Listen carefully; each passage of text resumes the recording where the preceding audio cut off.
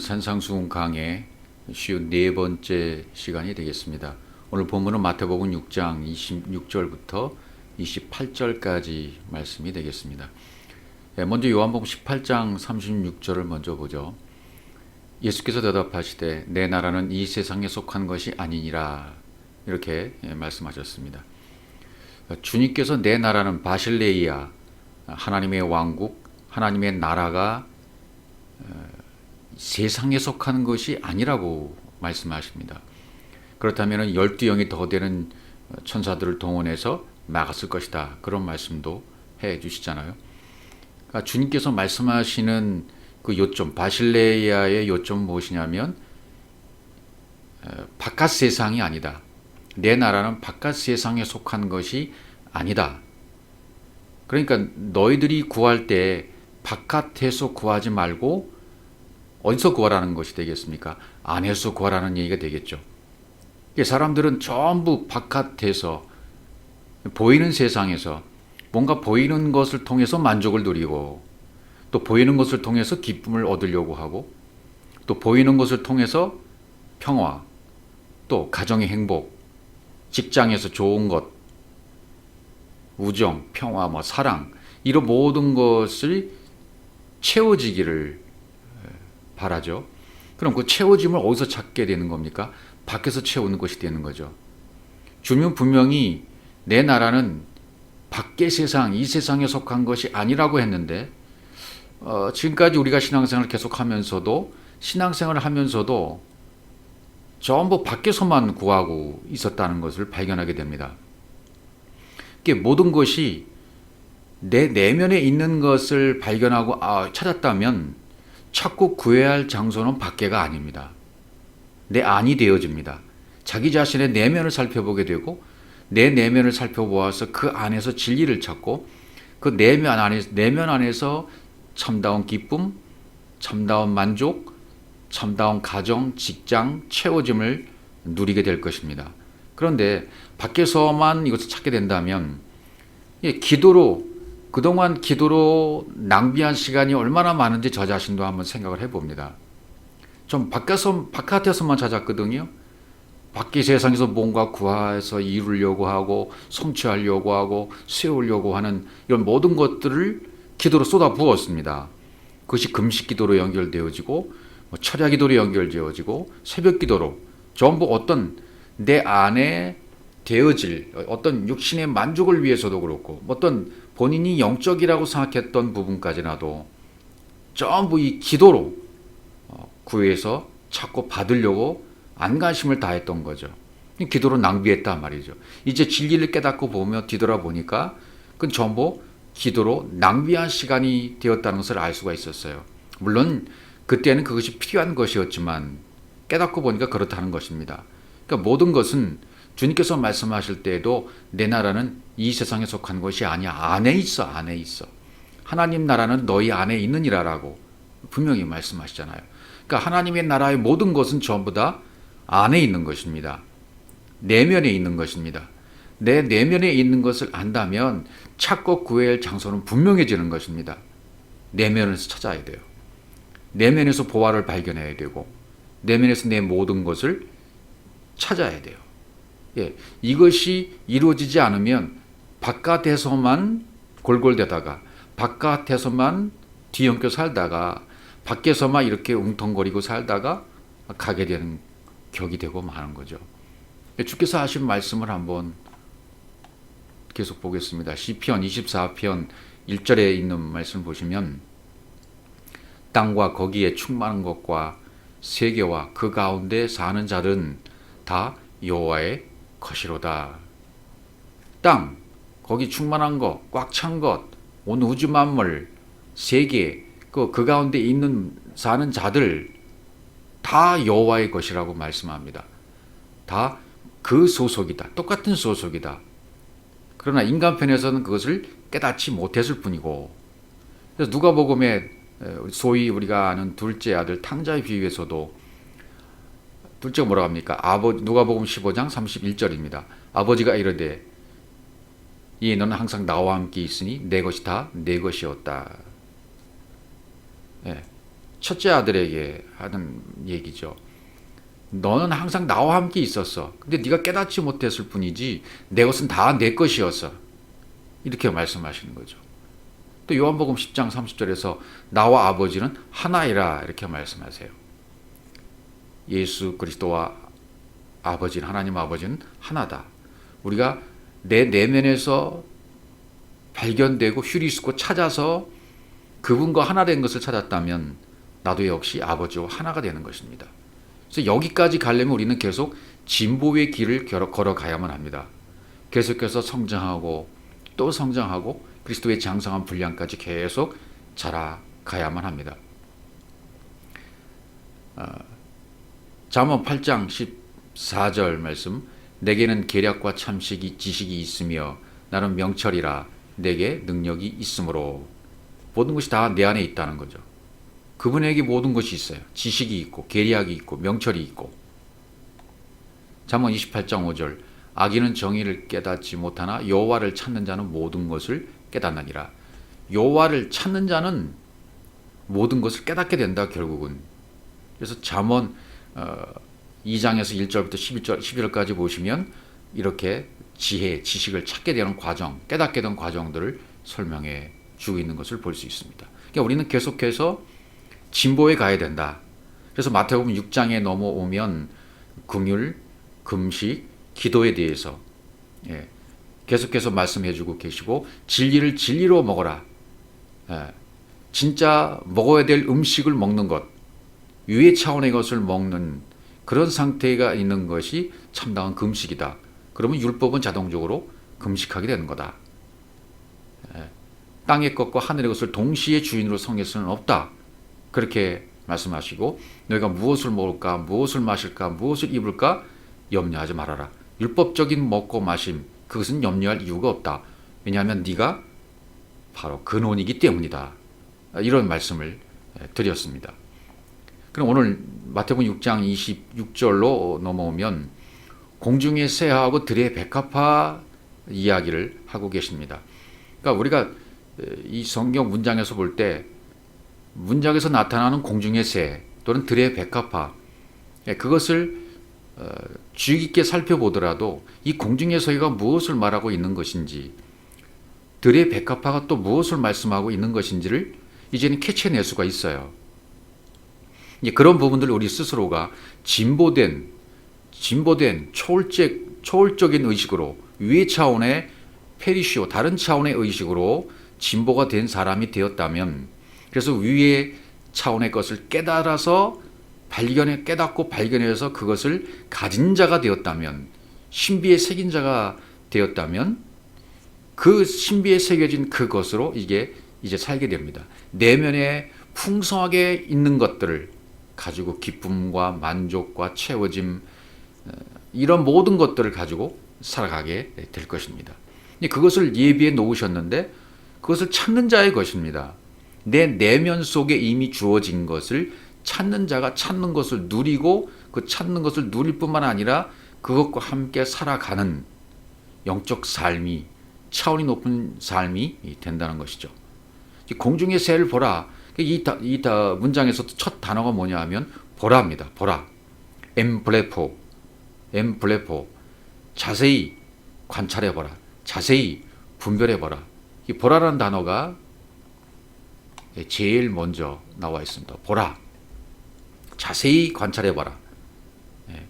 그 얘기는 뭡니까? 자세히 관찰해보라는 것은 이미 말씀드린 것처럼 바깥에서 안으로 들어가라는 얘기죠. 겉에 있는 것을 안의 상태로 보라는 거죠. 겉에 있는 것을 안으로 한번 봐. 자세히 살펴봐라. 그럼 뭔가 발견할 수 있다는 거죠. 보라는 것을 강조했어요. 내가 너에게 주어진 율법, 내가 너에게 주어진 그 성전, 그것을 한번 자세히 살펴보아라. 여기는 공중의 새를이라고 그랬죠. 공중의 새를. 공중의 새. 이 공중의 새가 뭘까요? 우라노스, 공중 우라노스, 페테이논 새. 공중에 있는 새가 뭘까요? 그러니까 하나님께서 우리에게 주신 성전을 자세히 살펴보라는 얘기죠. 성전을 자세히 살펴보라면 그것은 새가 날개를 펼치고 양쪽 날개를 펼치고 있는 모습. 두 마리의 새가 날개를 펼치고 있는 그런 모습인 것을 이제 우리가 성경을 통해서 발견할 수 있는 거죠. 예, 이 새가 우프 오프 날개로 나는 이 새가 단수로 되어 있으면 공중이 단수로 되어 있으면 성전이고 우라서 공중이 복수로 되어 있으면 진리를 깨달은 자들이 되잖아요. 이건 이제 샤마임이라는 히브리 단어를 공부할 때 이미 공부를 했죠. 그러니까 성전은 새가 날고 있는 모습이다. 그 날개로 나는 모습, 그것을 가지고 있는 그렇게 펼쳐져 있는 성전을 자세히 살펴보라는 거죠. 예. 그러면 거기에 하나님이 계신 것을 발견할 거야. 샤마임, 물이 있는 그곳이라고 그랬잖아요. 물이 있는 그곳, 진리가 있는 그곳이 바로 하늘이야. 너희가 바로 그 존재가 되어져야 돼. 이렇게 말씀하고 계시는 거죠. 출애굽기는 이제 이 식양대로 성막을 짓는 장면들이 기록되어 있지 않습니까? 내가 식양대로 너에게 일러준 식양대로 성전을 지어라. 그러면서 쭉 말씀을 해 주시잖아요. 출애굽기 25장 20절에 가보면 이 날개에 대한 표현이 되어 있습니다.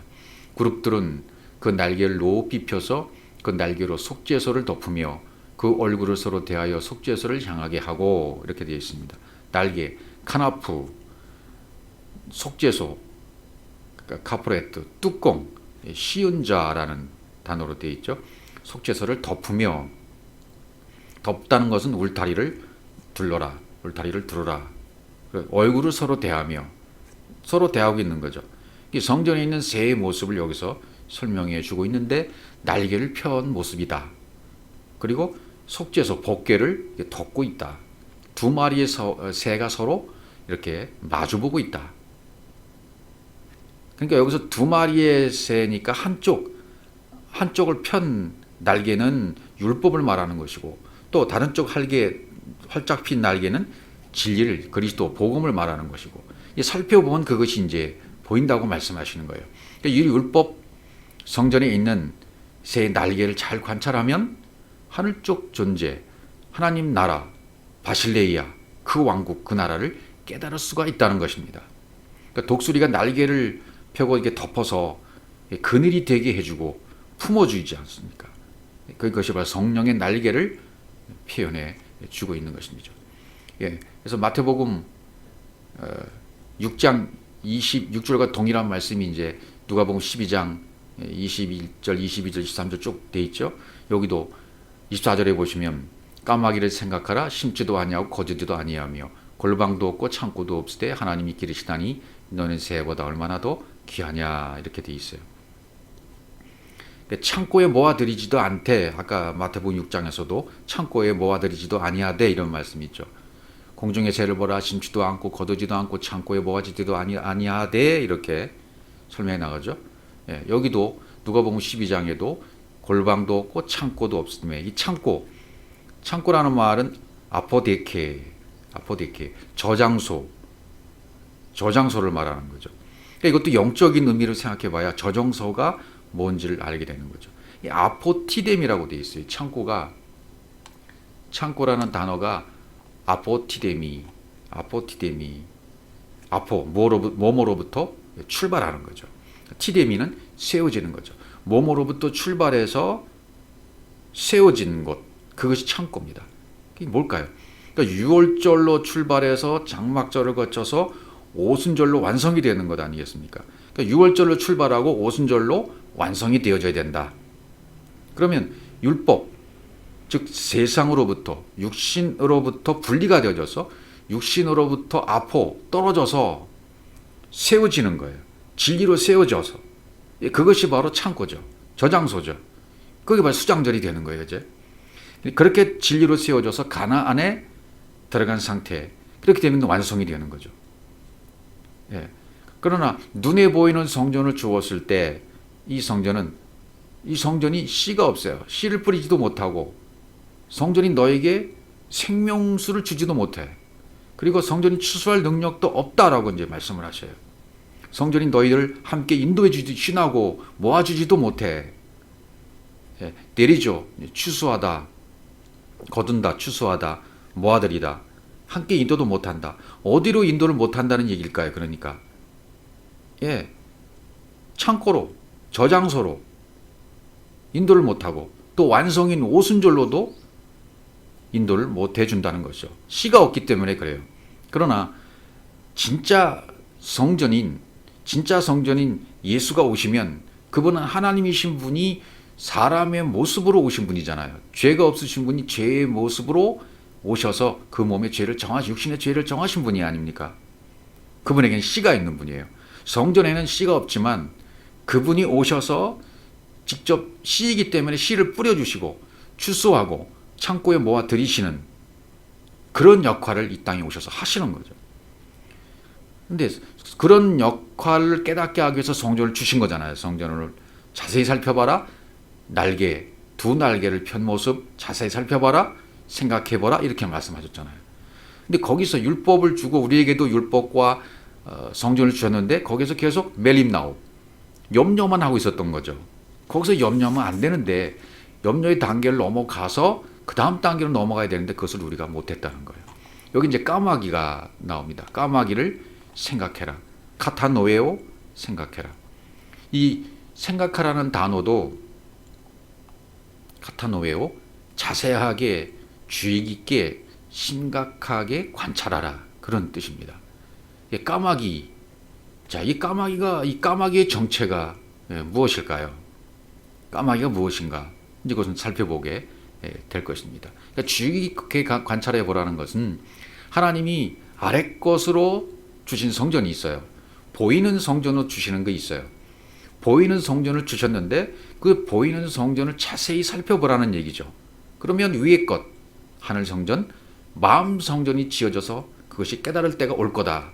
그 얘기를 이제 이렇게 함축적으로 의미하면 그런 뜻으로 말씀하신 거죠. 그러니까 율법 성전 안에는 여러 가지 이제 성전 기구들, 기물들이 쫙 있잖아요. 그것을 보고 하나하나를 보고 위의 것을 깨달아라. 출애굽께서 이제 그 자세한 설명들을 하고 있는 거죠. 그러니까 내가 어떤 관점, 어떤 가치관, 어떤 시각을 가지고 하나님 나라, 바실레이아, 그 나라, 그 왕국을 알고 있는가에 따라서 그 사람의 상태가 정해지게 되는 겁니다. 내가 어떤 시각을 가지고 있느냐, 어떤 차원의 시각을 가지고 바실레이아, 그 나라를, 그 왕국을 알고 있는가. 이게 굉장히 중요한 거죠. 그래서 이 성경에서 말하는 이 까마귀가 뭔지 이 정체를 먼저 한번 살펴봐야 되겠습니까? 열왕기상 17장에 가보시면 이제 그리시네가의 엘리야가 까마귀를 통해서 공개받는 장면이 나오죠.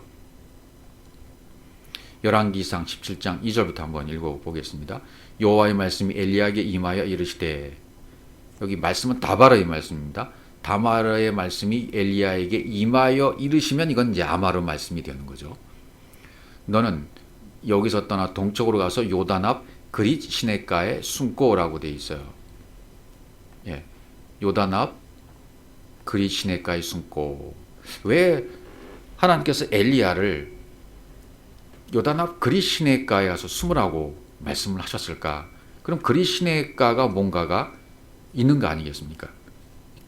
그래서 한번 살펴봐야 되겠죠. 그릿. 그릿이라는 단어는 게리트.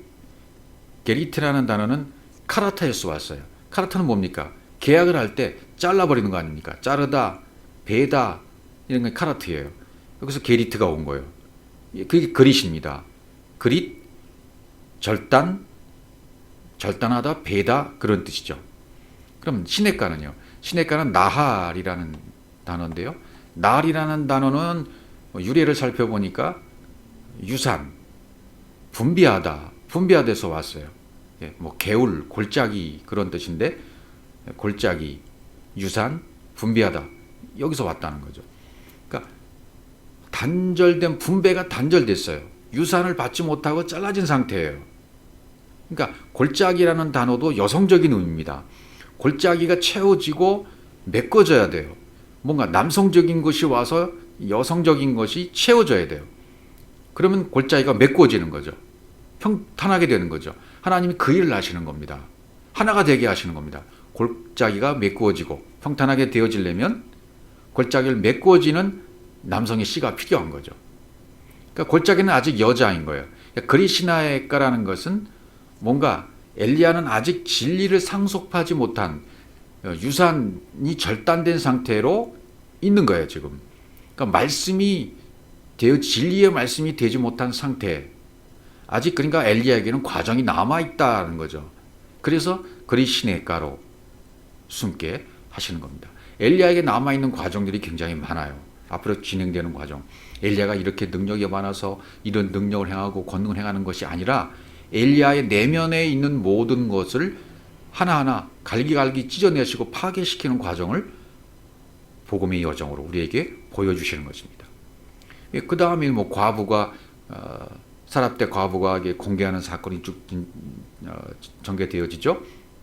그 다음에 바알과 아세라 선지자와 850대 1의 전쟁이 되어지죠. 이것은 우리 안에 내면의 전쟁과 똑같아요. 내 안에 이미 바알과 아세라와의 전쟁이 내 안에 있는 바알과 아세라의 숫자가 그렇게 많다는 얘기고 850대 1의 전쟁을 나도 해서 나도 거기에서 이겨야 된다는 말이 돼요. 겉에 것이 다 죽어야 된다는 얘기가 되는 거죠. 그래서 엘리야는 로뎀 나무 아래에서 죽기를 구해요.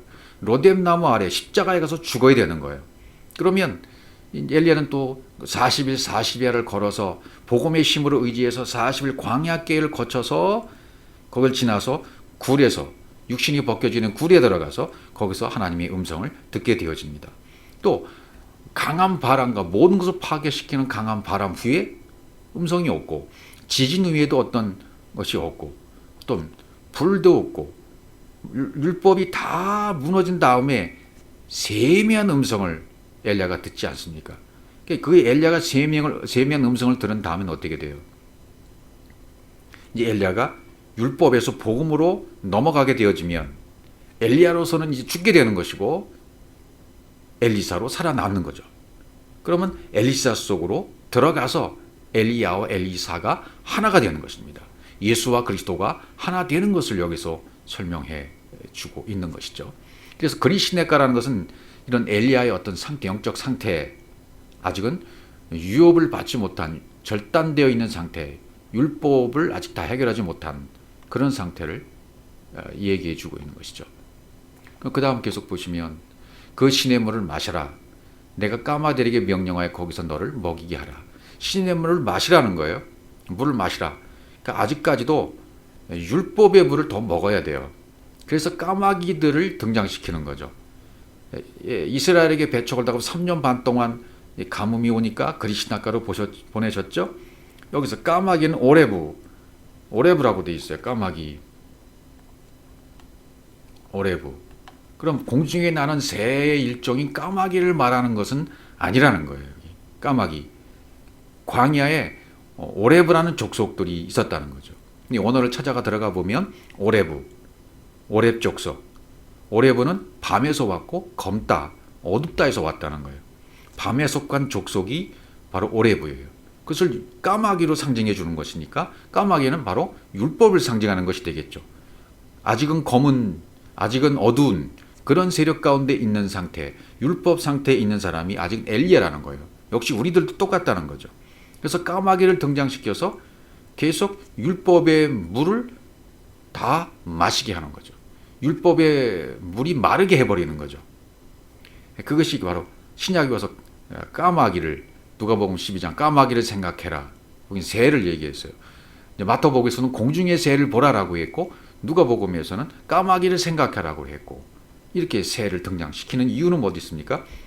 그 까마귀를 통해서 율법의 물을 완전히 말라버리게 하는 역할을 지금 이 까마귀가 하게 되는 것이죠. 율법을 충분히 먹은 사람은 저녁이 되는 거죠. 계속해서 말씀을 읽어보시면 그가 여호와의 말씀과 같이 하여 곧 가서 요단 앞 그리시네가에 머물매.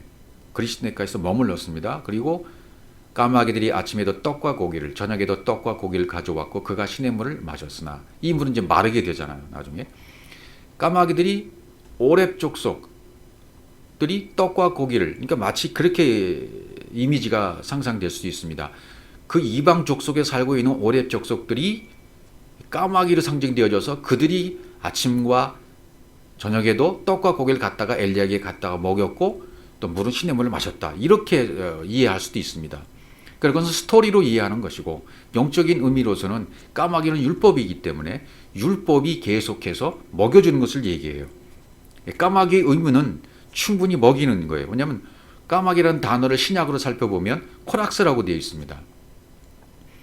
누가복음 12장에 있는 24절에 나오는 까마귀는 코락스. 이 코락스는 어디서 왔냐면 코렌노미, 충분히 먹이다. 2880번에서 왔죠. 한번 보실 수 있는 분들은 살펴보시는 게 좋습니다. 이것은 무슨 뜻이냐면 충분히 먹이다, 배불리 먹이다, 만족시키다, 아주 충분히 먹다라는 뜻에서 이 까마귀가 왔어요. 어원이 그렇다는 얘기예요. 그럼 무슨 뜻입니까?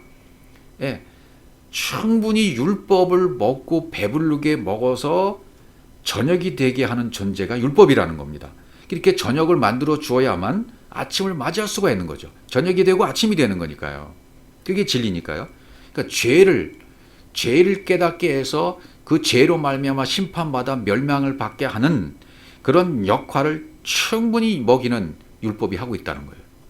율법이 떡과 고기를 먹이는 거예요. 아침에도 먹이고 저녁에도 먹이고 매일 떡과 고기를 율법이 우리에게 먹여주시는 거죠. 우리는 율법을 계속 먹고 있어요.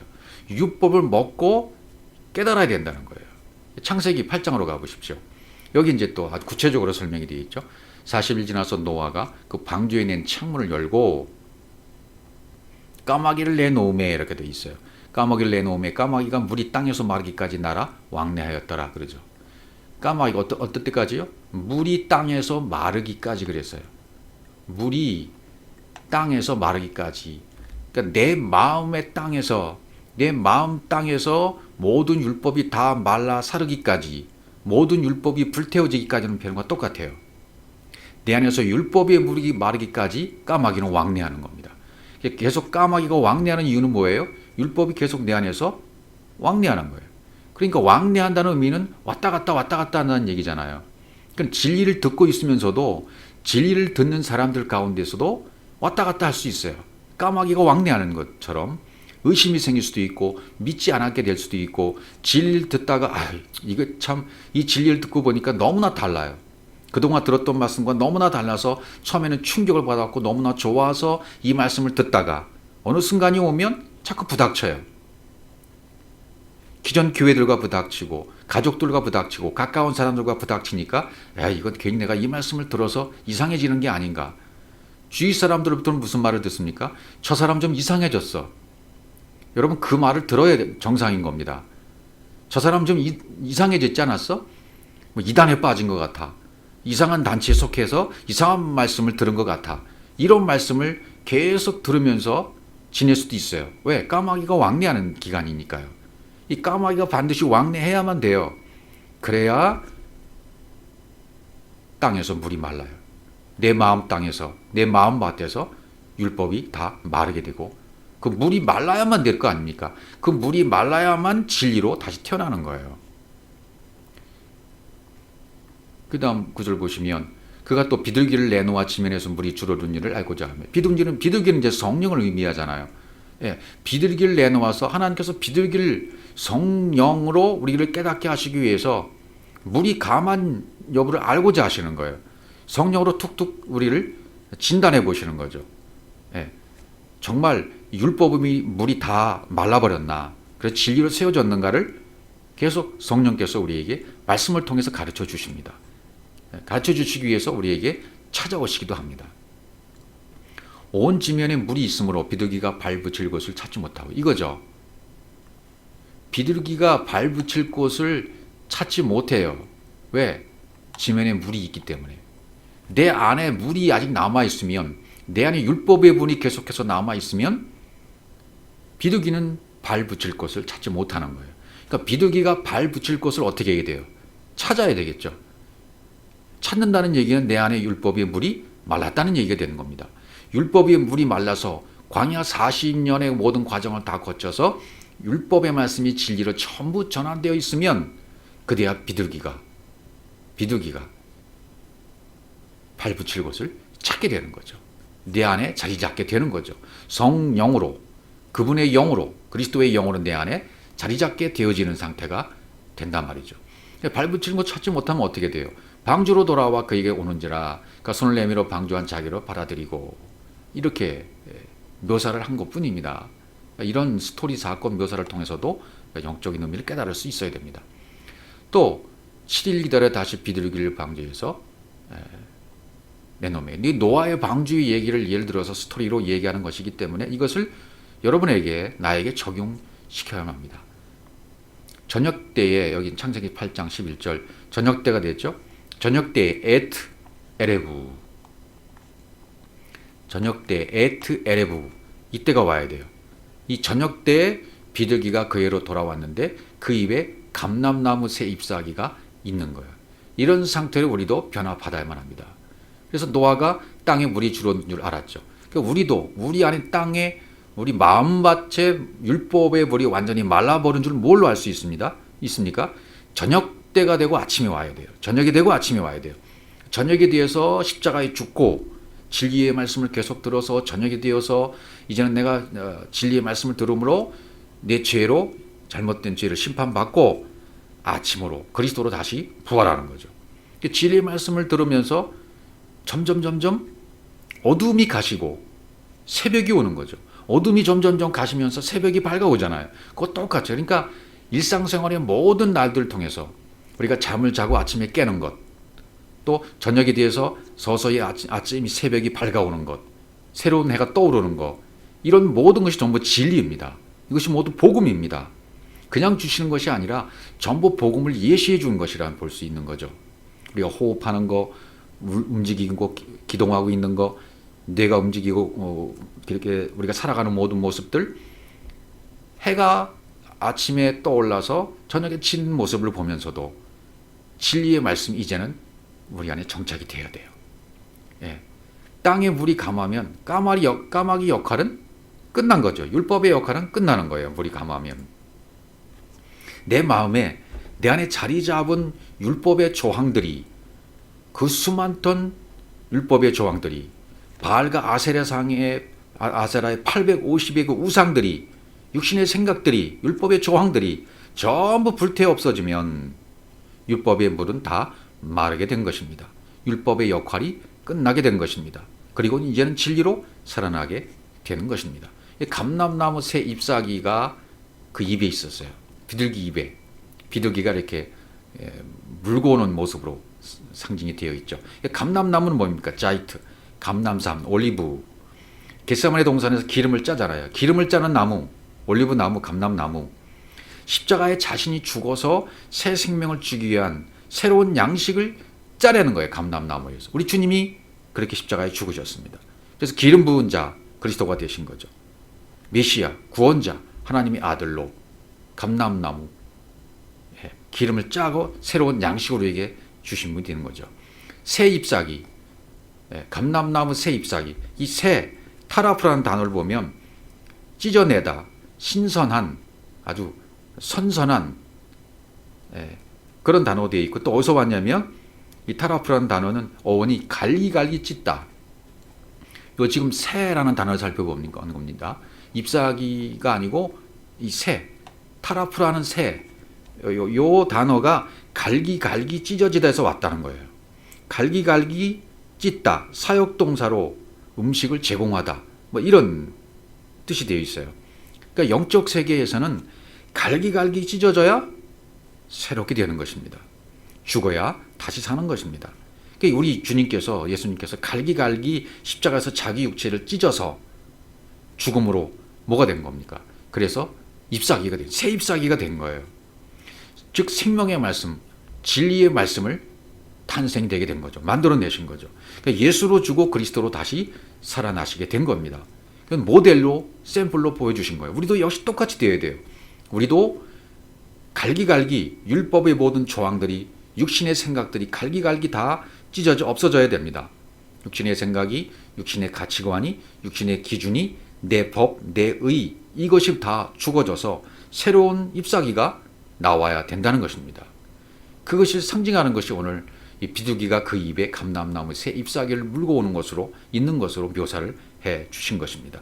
그러므로 모든 인생, 여러분의 인생 가운데 여러분이 지금까지 50, 60, 70, 80 사셨던 어떤 생애를 살아오셨던 간에 여러분의 인생에 있어서 있었던 모든 사건들은 전부 십자가로 향하는 사건들이었다는 것을 인식하고 깨닫고 인정해 드리셔야만 합니다.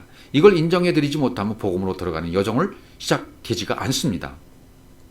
그러니까 그동안 내가 겪었던 사고, 그동안 내가 겪었던 사고, 사건, 또 일들, 무수한 일들, 어려운 일들, 힘든 일들, 또 질병, 이런 모든 것들, 내 속에 이해하지 못했던 어떤 사건들, 사고들, 어떤 이해하지 못했던 인간관계들, 망하게 하고 안 되게 됐고 이런 모든 일들이 있죠. 이것은 내 속의 율법 조항을 갈기갈기 찢기 위한 하나님의 사랑이었다, 채찍이었다. 이것이 하나님이 하신 방법이었다라고 인정되어야만 합니다. 예. 이 잎사귀라는 단어, 그 다음에 잎사귀라는 단어는 알레, 깨어나다, 싹트다라는 거예요. 갈기갈기 찢어져서 싹튼 잎사귀가 되는 거죠. 그러니까 갈기갈기 율법의 조항이 찢어져 버리고 진리의 말씀으로 다시 탄생하는 거죠.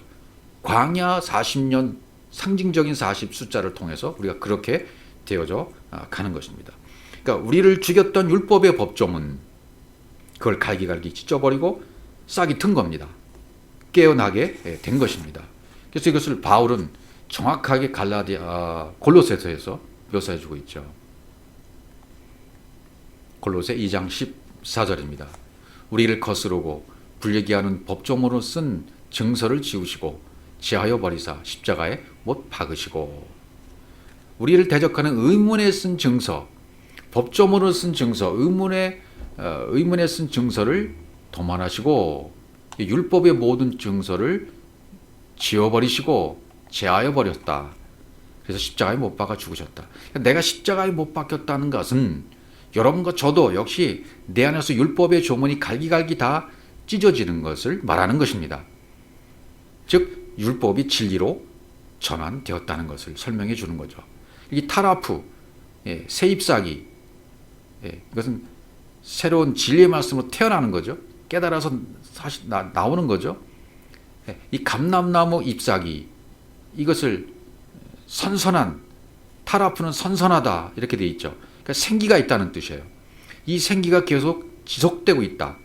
생기가 있다, 먹을 수 있는 생명을 담고 있는 그걸 먹으면, 그 생명을 먹으면 살아날 수 있다는 의미의 단어가 새 잎사귀예요. 새 잎사귀. 그러니까 이 새 잎사귀는 새로운 진리의 양식이고 생명을 담고 있는 새로운 양식으로 탄생된 것입니다. 이 이전에 먹고 있던 율법의 양식과는 전혀 다른 새로운 양식이고 전혀 다른 새로운 산 떡이 되는 것입니다. 그래서 이 떡을 먹는 자는 영원히 산다고 주님께서 직접 말씀하셨던 것이죠. 요한복음 6장 50절 가보시면, 이는 하늘에서 내려오는 떡이니 사람으로 하여금 먹고 죽지 아니하게 하는 것이라. 내가 바로 하늘에서 내려온 산 떡이라는 겁니다. 난 하늘에서 내려온 살아있는 떡이니, 산 떡이니 사람이 이 떡을 먹으면 영생하리라. 이 말씀을 그대로 받으셔야 돼요. 난 하늘에서 내려온 살아있는 떡이다. 나를 먹고 마셔라. 예수 그리스도를 먹고 마셔야 된다. 율법의 말씀을 먼저 먹고 법조항이 조문들이 전부 갈기갈기 찢어져 없어져서 타라프, 알레, 새로운 잎사귀로 생기가 있는, 살아날 수 있는 그런 영생을 담고 있는 새로운 양식인 것을 알고 먹어라. 그럼 영생한다는 거죠. 내가 줄 떡은 곧 세상의 생명을 위한 내 살이라. 자기 자신을 먹고 마시라는 말씀을 계속 하고 있잖아요. 먹고 마셔라. 요한복음 6장 58절. 이것은 하늘에서 내려온 떡이니 조상들이 먹고도 죽은 것 같지 아니하여 이 떡을 먹는 자는 영원히 살리라. 이 떡을 먹는 자는 영원으로 들어간다. 영원으로 산다. 십자가 붙은 시간적인 개념이 들어서 안 된다 그랬죠. 번역할 때 십자가 붙으면 시간적인 개념이 들어가면 영원의 의미가 희석되어져 버려요. 영원으로, 영원 속으로, 그렇게 보는 것이 좋습니다. 그러니까 이 천국 복음의 구원의 확증을 전해주고 있는 말씀들이 바로 이런 말씀들이잖아요. 새로운 잎사귀는 새로운 양식이고 약재료가 되는 것이고 만민의 식물이 되는 겁니다. 그래서 요한계시록 22장 2절로 가보시면 길 가운데 흐르더라 강 좌우에 생명나무가 있어 12가지 열매를 맺되 달마다 그 열매를 맺고 그 나무 잎사귀들은, 여기도 잎사귀가 나옵니다. 그 나무 잎사귀들은 만국을 치료하기 위하여 있더라. 성경이 그렇게 말씀하시면 그런 거예요. 여기에 이 일을 제거하면 안 됩니다. 내 사견을 덧붙이면 안 됩니다. 나무 잎사귀들은 만국을 치료하기 위해 있는 것이다. 나무 잎사귀, 이거는 생명을 담고 있는 새로운 양식이라고 했지 않습니까? 율법의 모든 조항들이 갈기갈기 찢어지고 새롭게 탄생된, 진리가 된 새로운 잎새를 말해요. 생명의 말씀, 진리의 말씀을 말하는 거죠. 나무, 크실론, 지팡이 나무정으로 되어 있고, 그 다음에 만국은 잎사귀는 휠론, 신약의 헬라어의 단어 휠론으로 되어 있습니다. 잎사귀, 싹, 잎이라는 뜻입니다. 진리를 얘기하는 것, 진리의 말씀. 만국을 소송하기 위해 있더라. 만국이 누굽니까? 결국은 나가 되는 거죠. 나무 잎사귀들은 결국은 나를 치료하는 말씀이에요. 에트노스, 지파, 이방인, 모든 만국을 치료하는 진리의 말씀이 바로 잎사귀들입니다. 약재료입니다. 만국은 하나님의 백성들이고 어둠에 속한 자 중에서 진리를 깨달은 자가 이제 나오게 돼 있어요. 그는 더 이상 밤이 아닙니다. 저녁이 되어 아침이 된 사람입니다. 새벽, 아침 복회를 맞이한 사람들입니다. 그래서 까마귀는 여러 가지로 이제 율법을 상징하죠. 이방 족속, 율법, 성전, 예수, 그런 것으로 보면 됩니다. 이 까마귀를 통해서 내 안에 있는 모든 율법의 요소들을 다 마르게 하시는 작업을 하나님께서 지금까지 저 여러분에게 해 주셨던 것입니다. 그것이 사랑의 채찍이었고 사랑의 만나, 생명을 먹을 수 있는 진짜 먹을 떡, 진리의 양식이었습니다. 이방인들이 하는 것은 이 성전들, 깨달아 주셨던 성전만 섬기고 있던 사람들은 거기서 씨를 뿌릴 수가 없었고 거둘 수도 없었고 창고에 모아지리도 못했던 것입니다. 성전을 보여주면서 그 성전은 그 능력이 없다. 그것은 씨를 못 뿌린다. 그것은 추수하지도 못하고 수장 창고에 모아지리도 못하지 않느냐. 그래서 마태복음 6장 26절에 모아들이지도 않는다. 까마귀를 생각하여 심지도 않고, 누가복음 12장이고 거두지 않고 창고에 모아지도 아니하되 너희 하늘 아버지께서 그리신다, 이렇게 되어 있죠. 모아지리도 함께 인도해 간다. 너희 하늘 아버지, 단수로 되어 있어요. 그러니까 너희 하늘 아버지라고 말할 때 너희 하늘 아버지께서 계신다 그랬으니까 이 하늘에 있는 단수 하늘 아버지는 아직까지 나와는 관계가 없는 아버지예요. 내가 모셔드려야 되죠. 새로운 잎사귀가 내 감남새 잎사귀가 비둘기가 입에 물고 내 안에 와야 돼요. 기르시나니 트레포, 마시고 먹는 문제를 충분히 공급한다는 뜻이죠. 기르신다. 하나님이 우리를 지금까지 길러주셨습니다. 알게 모르게 전부 여러분의 인생 동안에 길러주신 것입니다. 그것이 이런 사건 저런 사건, 이런 일 저런 일, 힘든 일, 이해하지 못하는 일, 사건 사고, 질병들이었습니다. 그것은 이제 우리가 인식을 합니다. 아, 이것 때문이었구나. 내 안에 율법의 물을 마르게 하시기 위해서 까마귀를 동원시킨 것이었구나. 내 안에 율법의 물이 전부 율법의 조항들이 갈기갈기 찢어질 때까지 하늘 아버지는 나를 길러주셨구나. 그렇게 길러주신 다음에는 그 아버지가 내 아버지가 되는 것이고 그 아버지가 내 아버지가 되면 그분과 하나가 되어져서 살아가게 되어지는 것입니다. 그러니까 문제를 이 까마귀는 통해서 충분히 공급해 주셔요. 실컷 먹이십니다. 실컷 먹이셔도 어떻게 그것들로 성전들로 더욱 낫지 않냐, 귀하지 않냐, 너희는 이것들보다 귀하지 아니하냐, 충분히 공급해 주시면서 야, 너희들은 성전보다 보이는 성전보다 더 귀하지 아니하냐. 근데 너희는 성전을 주었더니 그걸 섬기고만 있지, 보이는 것만 섬기고 있지 않냐. 씨가 없는 것만 가지고 있으면 어떡해. 씨 있는 씨를 받아들여야지. 그러니까 하나님은 율법은 살리려고 나 때문에 귀하게 준 거다. 귀하게 준 것인데 너희들이 계속 그것만 붙잡고 신앙생활을 하고 있었어. 그러니까 열심히 플레이언의 신앙생활만 하고 있었다는 거죠. 플레이언, 더 열심히 율법 생활하고 있었던 거죠. 거기에 머물러서 앞으로 나가지 못하고 페리시오로 차원이 다른 진리로 넘어가야 되는데 플레이언에서 페리시오로 열심의 신앙에서 율법적인 열심의 신앙에서 페리시오 진리의 차원이 다른 초월적인 세계로 진입을 해야 되는데 이걸 못하고 있다는 거예요. 성전만 섬기고 있으면. 그래서 마태복음 13장으로 가보시면 성경은 전부 이런 것들을 깨닫게 해서 나를 알곡 만드시기 위한 작업입니다. 여러분과 저를 알곡을 만드시기 위해서. 마태복음 3장 12절 손에 키를 들고 자기의 타작 마당을 정하게 하사. 타작 마당은 성경에 전부 성전으로 되어 있는 거죠. 타작 마당을 정하게 하사 알곡 모아 곡간에 드리고 쭉저기는 꺼지지 않는 불에 태우시리라. 예. 알곡과 쭉저기를 나눠서 이제 골라내잖아요. 그래서 포도원도 지어주시고요. 이 쭉저기는 곡간이 필요 없죠. 이제는 하나님 나라는 알곡들의 것이기 때문에. 예. 그 다음에 마태복음 13장 30절로 가보시면 가라지와 알곡 둘을 다 추수 때까지 함께 자라게 둬라. 추수 때에 내가 추수꾼들에게 말하기를 가라지는 먼저 고도 불사르게 단으로 묶고 곡식은 모아 내 곡간에 넣으라 하리라. 이렇게 되어 있어요. 불을 끌어들이죠. 성령 침례, 불침례, 물침례부터 시작해서 이제 불침례로 끝나야 돼요. 오순절로부터 시작해서 초막절, 장막절, 오순절로 우리가 완성이 되어야만 합니다.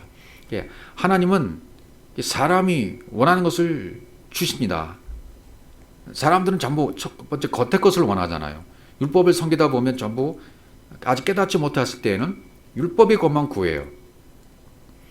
그래서 하나님 그거 이제 주실 때 광야로 인도하시잖아요. 광야 교회로 인도해 놓으시고 거기 내놓는 거예요. 왜? 광야 교회 가면 거기는 먹을 것이 없는 곳이잖아요. 불뱀이 우글거리는 곳이고. 그러니까 어쨌든 거기다 놓으면 굶어 죽게 돼 있어요. 죽게 돼 있으면 이렇게 저렇게. 근데 거기에서 하나님이 기르시는 겁니다. 거기 광야의 길에 내놓으시고 율법의 물 마르도록 네가 육신의 배가 고프지. 육신의 배가 고프니까 양식이 필요하지 않니? 그 양식을 필요한 것처럼 너도 내 영이 살아나려면 영의 양식을 먹어야 되는 거야. 율법의 양식을 주시면서 영의 양식을 깨닫게 하시는 거죠. 육적으로 먼저 주시는 이유는 뭐예요? 그걸 위의 것, 초월적인 페리시오, 위의 차원의 것으로 주시기 위해서 일단 광야로 인도하시는 거죠. 그러니까 광야 훈련을 통해서 진짜 양식을 주시기를 원하는 거죠. 율법에서 진리로 전환되는 때, 이때는 혼란스러울 때예요. 율법과 진리가 섞여 있기 때문에 그렇습니다. 그러니까 점차 육에서 영으로 넘어가는 그런 단계에 있기 때문에 여기는 흐릿할 때가 있어요. 진리가. 율법과 진리가 같이 어울려져 있기 때문에 육적으로 구하던 기도의 습관 이제 끝나야 돼요. 플레이온의 열심히 신앙생활, 열정을 불태우던 거, 열심히 섬기던 거, 이런 모든 것이 이제 넘겨져야 돼요. 영으로 넘겨져야만 합니다. 그러면 하나님이 주시려고 했던 진짜 의도의 것으로 내가 진리를 먹게 되어요. 깨닫게 되어지는 것이죠. 마태복음 13장 29절에도 보시면 주인이 이르되 가만두라 가라지를 뽑다가 곡식까지 뽑을까 염려하노라. 멜림 나오에 있는 상태에 있으면 안 된다. 염려의 상태에 있으면 안 된다. 가라지는 이것은 씨 뿌림도 없고 추수도 없고 모아지리도 창고에 모아들이지도 못하는 율법 성전이잖아요. 이것을 열심히 신봉하는 거 그냥 그 신봉하는 자들은 그냥 내버려둬요. 내버려두다가 나중에 그들도 언젠가는 거기서 벗어나서 진리, 알맹이로 곡식으로 넘어올 때가 있기 때문입니다. 하나님 그렇게 모든 사람에게 기회를 주십니다. 나만 알맹이가 되는 게 아니에요.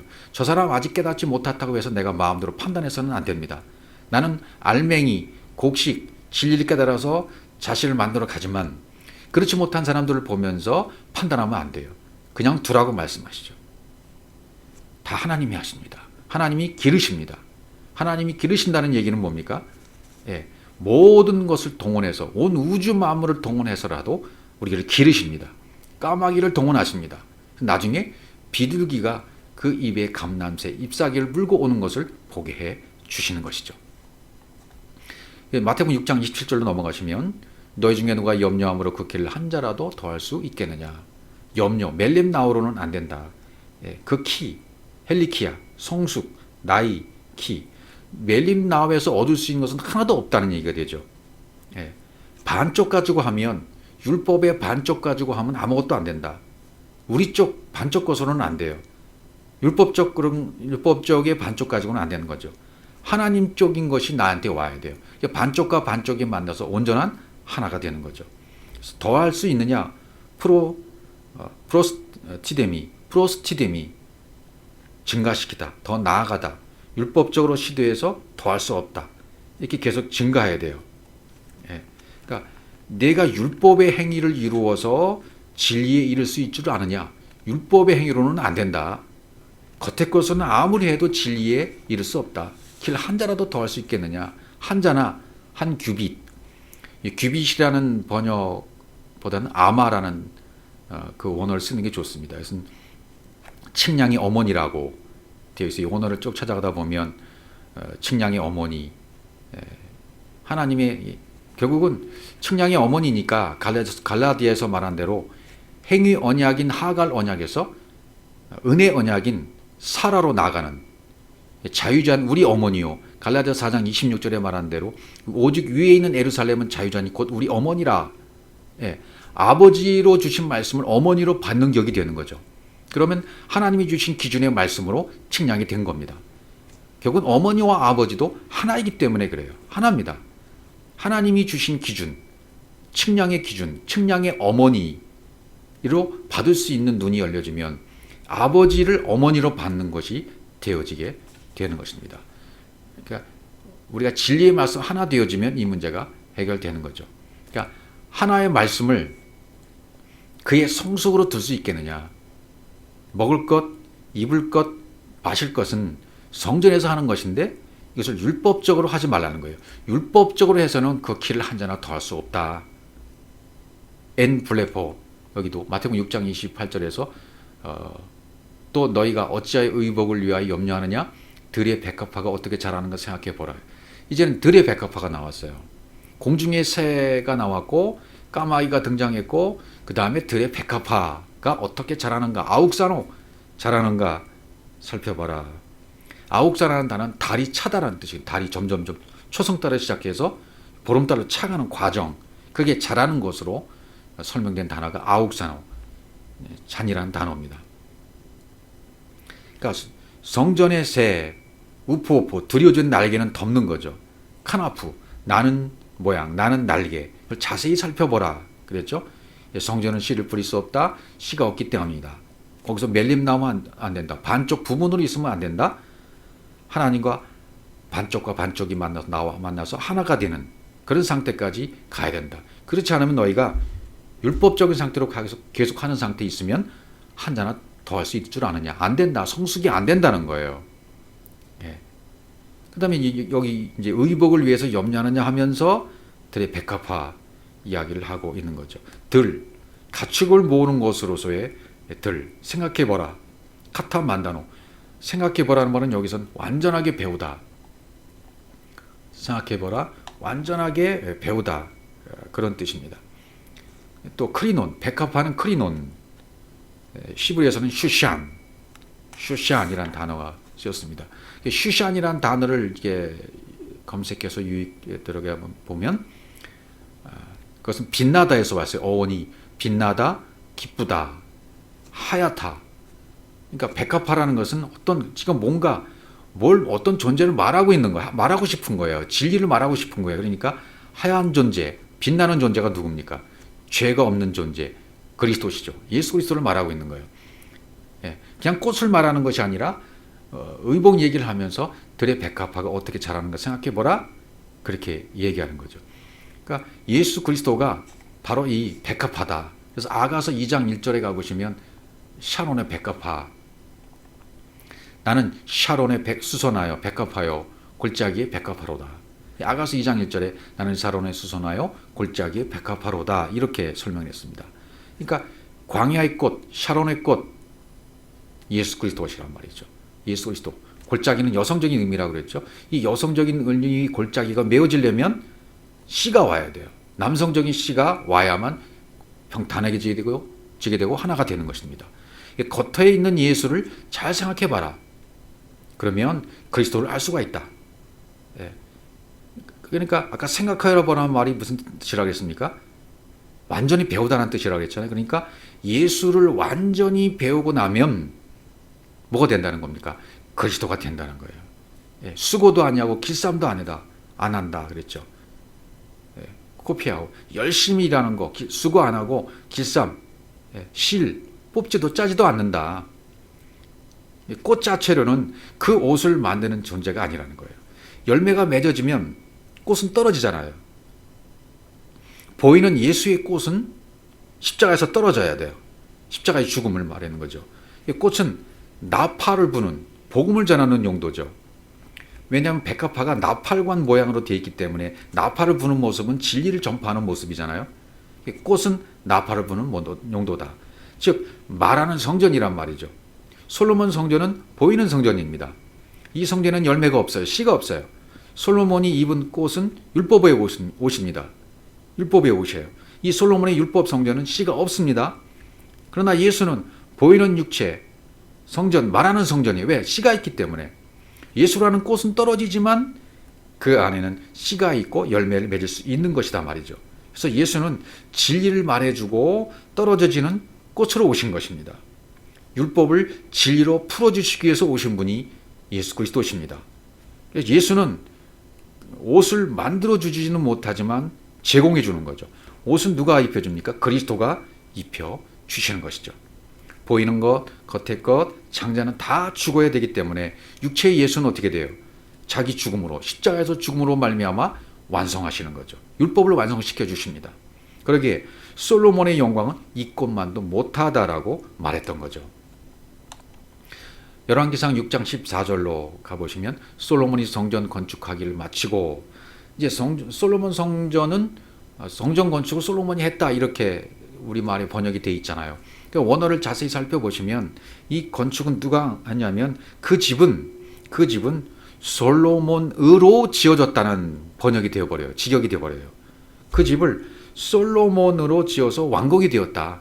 왕궁이 된 것은 솔로몬으로, 지혜로, 그분이 지혜로, 그분으로 지어졌다는 뜻이 되는 거죠. 솔로몬으로 지었다. 그 집을 마쳤다, 완성했다, 카라하, 끝냈다. 율법을 완전히 파괴시키고 솔로몬으로 지어졌다. 성막이 성전 이렇게 발전해 나가잖아요. 신약에서 성전에서 예수님이 가르치십니다. 진리를 개해서 이 성전에서 가르치셔요. 그래서 예수님이 가르치신 산은 예루살렘 산. 제자들을 데리고 항상 감난산으로 가시는 것을 볼 수 있어요. 감난산, 기름을 짜는 산. 감람나무, 기름, 감난산, 그 기름의 그 집. 진리가 되어서 완성이 되면 더 이상 그 산에 있지 않고 우리는 감난산으로 들어가게 되어 있습니다.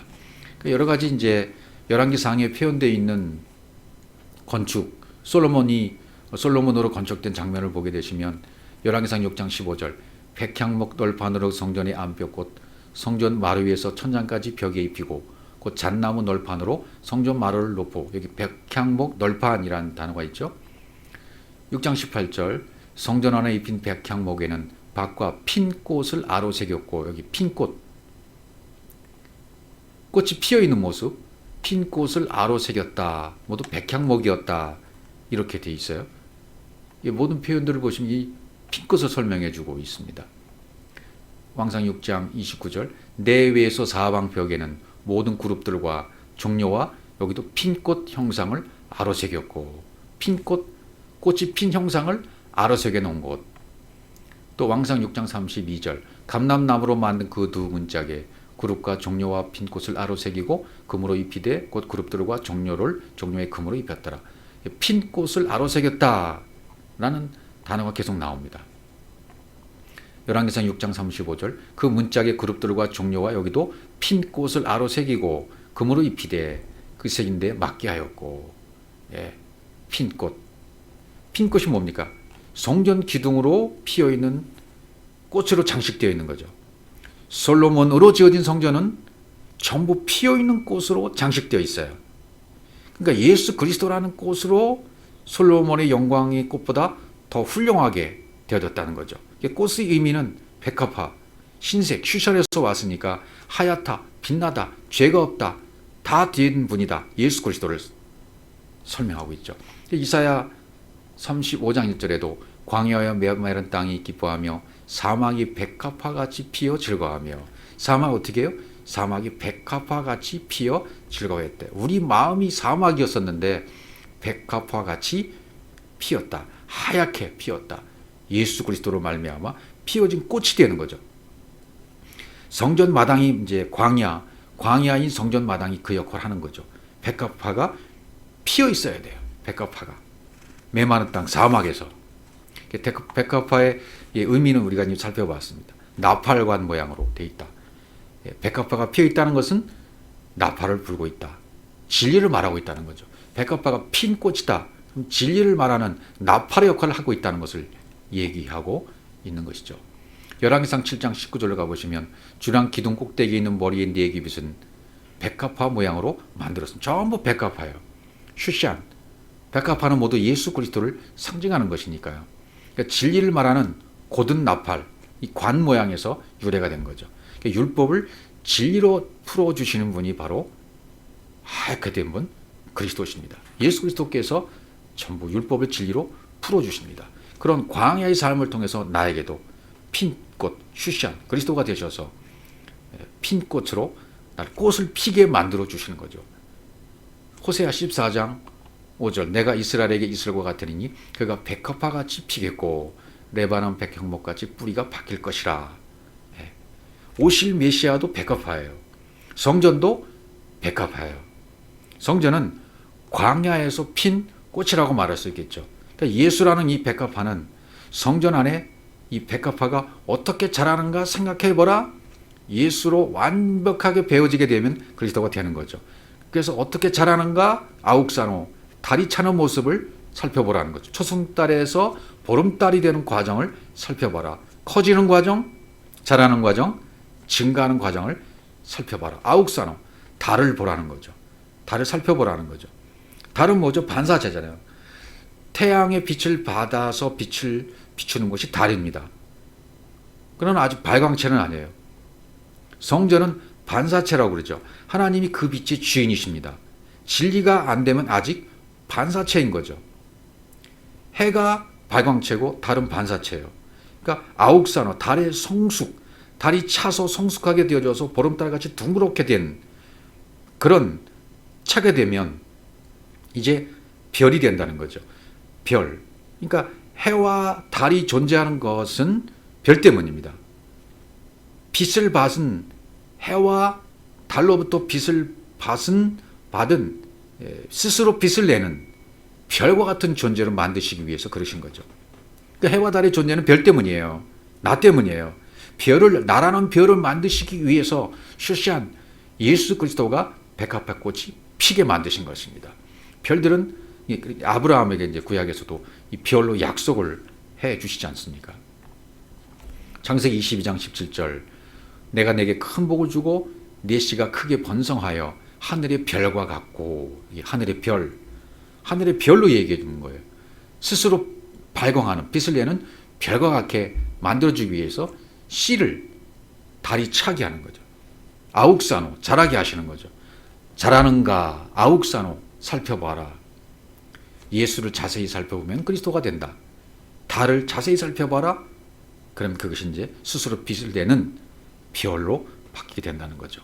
아브라함 통해서 약속해 주신 거예요. 창세기 20장 18절, 또 내 씨로 말미암아 천하 만민이 복을 받으리니 이는 내가 나의 말을 준행하였음이라 하셨다라. 우리에게 하시는 말씀이 똑같아요. 씨를 주셨죠. 씨가 없는 성전은 모아들이지 못하고 말을 못해요. 그러나 씨가 있는 예수 그리스도가 오시면 그분이 모든 핀꽃이 되어서 꽃이 떨어지는 거죠. 꽃을 피고 십자가에 죽으시고 떨어지시는 거죠. 그걸 샘플로 우리에게 보여주셨습니다. 우리도 마찬가지로 그렇게 돼야만 된다는 거예요. 로마서 9장 7절, 또한 아브라함의 씨가 다 그의 자녀가 아니라 오직 이삭으로부터 난 자라야 내 씨라 불리라 하셨으니, 이삭으로부터 난 자가 내 씨다. 그 씨가 무엇인가? 로마서 9장 8절 곧 육신의 자녀가 하나님의 자녀가 아니요 오직 약속의 자녀가 씨로 여기심을 받느니라 그래요. 약속의 자녀가 바로 그 씨로 여기심을 받는다. 그분이 누구신가? 갈라디아서 3장 16절. 이 약속들은 아브라함과 그 자손들에게 말씀하신 것인데 여럿을 가르쳐 그 자손이라 하지 아니하시고 오직 한 사람을 가리켜 내 자손이라 하셨으니 곧 그리스도라. 예, 한 사람을 가리켜 내 씨라 내 자손이라 하셨으니 곧 그리스도라 이렇게 말한 거죠. 내 씨다. 내 자손이다. 근데 그것이 곧 이삭 그리스도라는 얘기죠. 이삭인데 그리스도라는 얘기죠. 그 다음에 옷 얘기하면서 이제 들의 백합화 얘기를 하신 거잖아요. 너희가 마태복음 6장 28절에서 너희가 어찌 의복을 위하여 옷 얘기하면서 들의 백합화 얘기를 어떻게 잘하는가 생각해보라 그랬어요. 예, 충분히 배우라고 얘기했어요. 그러니까 옷은 엔디오에서 온 단어입니다. 백합화, 이 성절을 염두에 둔 거죠. 꽃은 하는 것이 아무것도 없어요. 꽃의 목적은 뭡니까? 반드시 씨를 가져야 열매를 맺게 되어 있어요. 꽃은 씨에 있어요.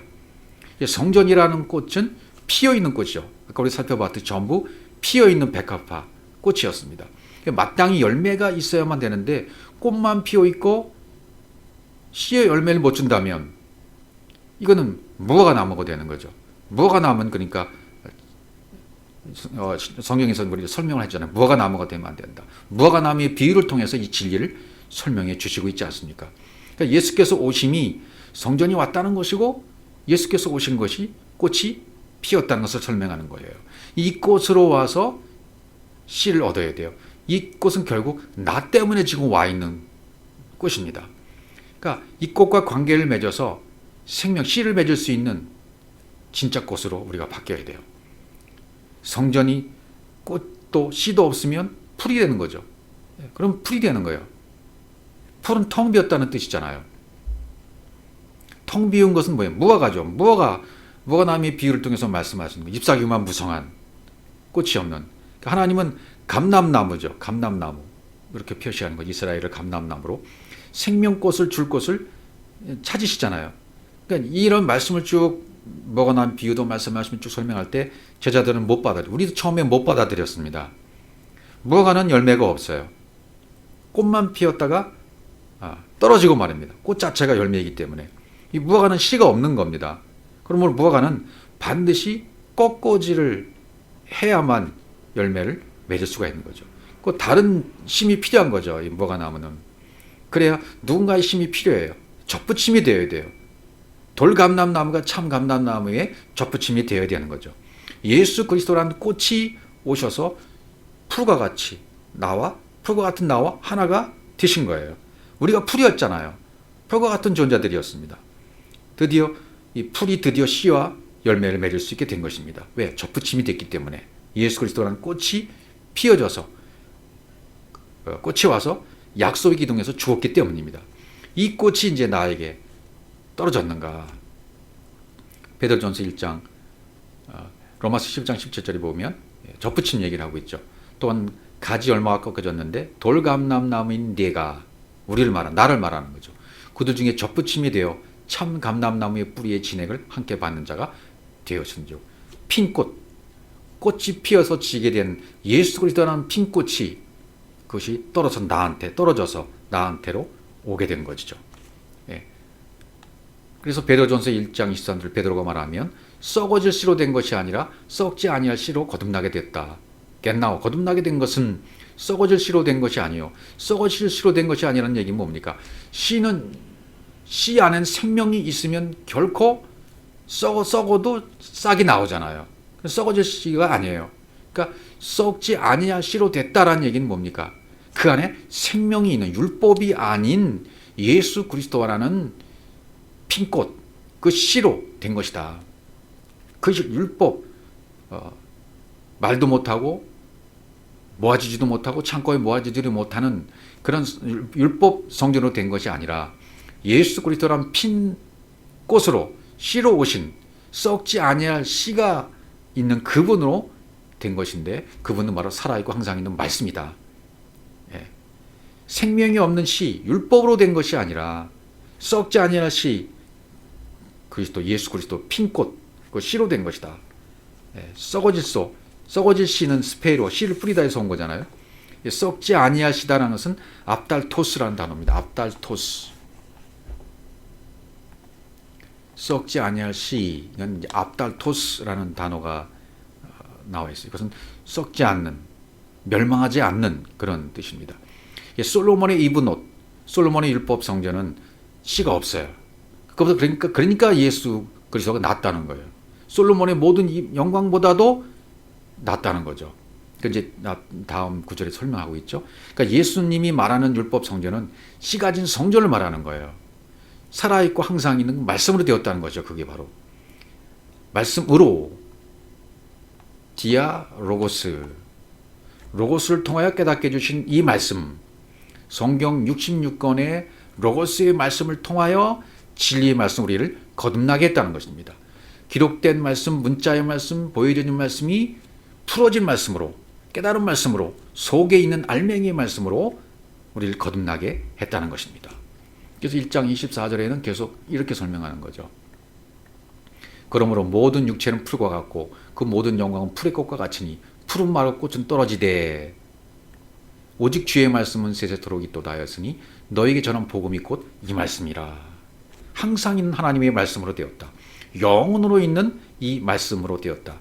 우리에게 전해준 말씀이 바로 이 흐레마의 말씀이다. 이 말씀을 우리가 거듭났다는 거죠. 시편 119편 89절을 보시면 여호와여 주의 말씀은 영원히 하늘에 굳게 섰사오니, 영원히라는 단어보다도 영원으로라고 하는 게 낫다 그랬죠. 여호와여 주의 말씀은 영원으로, 영원 속으로도 하늘에 굳게 섰사오며, 이사야 40장 8절 푸른 마루 꽃은 시드나 우리 하나님의 말씀은 영원히 서리라 하라. 다 같은 말씀들이에요. 계시록 14장 6절 또 보니 다른 천사가 공중에 날아가는데 땅에 거주하는 자도 곧 모든 민족과 종족과 방언과 백성이 전할 영원한 복음을 가졌더라.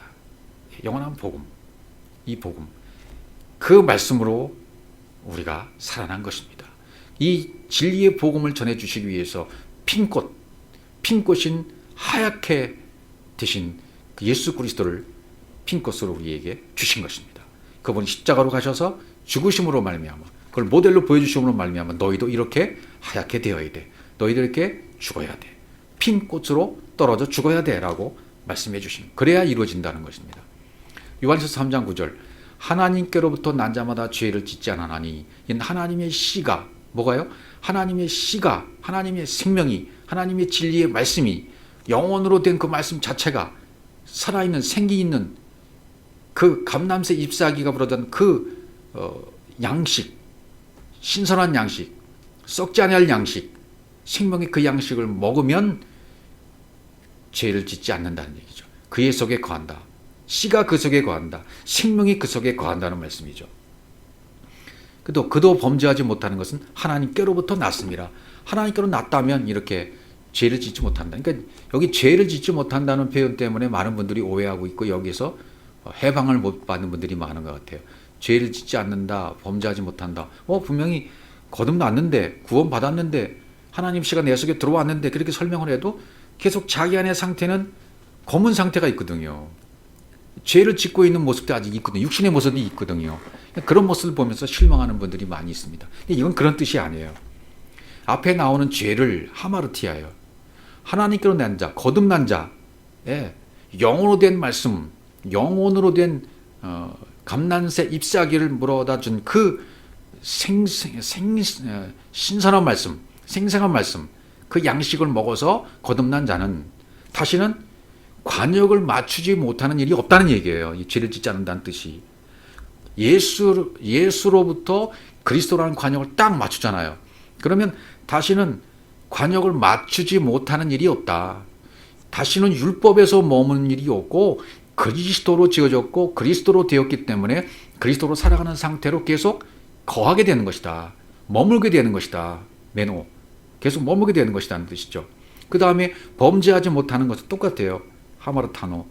범죄하지 못하는 것은, 범죄하는, 그러니까 그리스도로 못 맞추지 못하는 능력이 없다는 거예요. 그 사람에게는, 거듭난 사람에게는. 그리스도 안에 계속 머물러서 그리스도와 하나라는 것이고, 그리스도와 내가 하나 됐다는 것이고, 다시는 범죄하지 못한다는 것은 뒤로 물러나서 침륜에 빠지지 못한다는 것이고, 진리가 된 사람이 다시 율법으로 돌아가지 못한다는 얘기가 되는 것이고, 그리스도로 관역을 못 맞추는 일은 절대로 없다. 이제는 그것을 얘기하고 있는 것입니다. 이제 성전꽃의 모형, 그것은 백합화로 주어졌습니다. 예수 그리스도라는 핀꽃으로 주어졌습니다. 핀꽃이 이제는 그 꽃으로 십자가에서 꽃이 떨어져 죽으셨습니다. 씨를 주셨습니다. 그분만이 우리에게 씨를 주시고 그분의 씨만이 우리를 영원으로 살게 하십니다. 이것이 우리에게 주신 복음이고 복음의 말씀인 것입니다.